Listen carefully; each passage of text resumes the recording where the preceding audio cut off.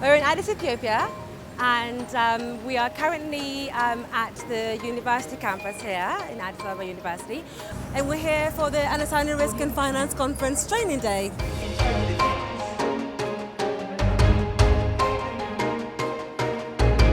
Well, we have 220 participants from all across sub-Saharan Africa and also internationally. And they range from policymakers, so ministers and government delegates, to technical experts from institutions like Global Earthquake Model and also the World Bank.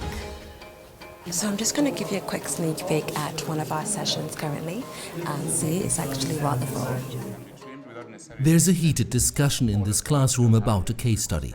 A fictitious country suffered heavy rains, flooding, a dam broke, roads and bridges are gone. So your Prime Minister, your President has to go to the press and announce what will the government do, how will you respond, what will you finance? There's not enough money to fix everything and time is running. Is it more important to vaccinate people or to avoid a food shortage? Are roads more important than electricity? Or is it better to spend money on preventing a cholera outbreak? It's a high-stakes role play. The response budget need to be more than the normal budget assigned for the normal business. The requirement for the ministry is 8 million. We are short of 60 million. So I think it's not about denying services, it's about deciding what could be postponed for it. So the immediate priority is land. Transportation to transport the pastoralist livestock. Because if the pastoralists don't get to market, there is a food security issue, there's an effect to the economy. How do you feel about the exile? How do you feel about the negotiations, having to reallocate money? Do you feel strong? Do you feel weak? Do you feel angry?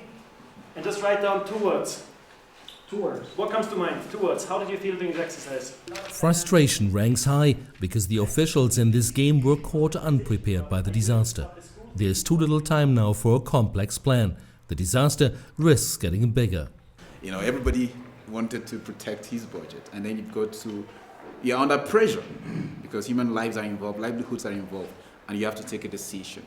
In the course of doing this assignment, we've had to recognize that we should have done certain things prior to now, you know, and that would have helped us to be able to respond more effectively.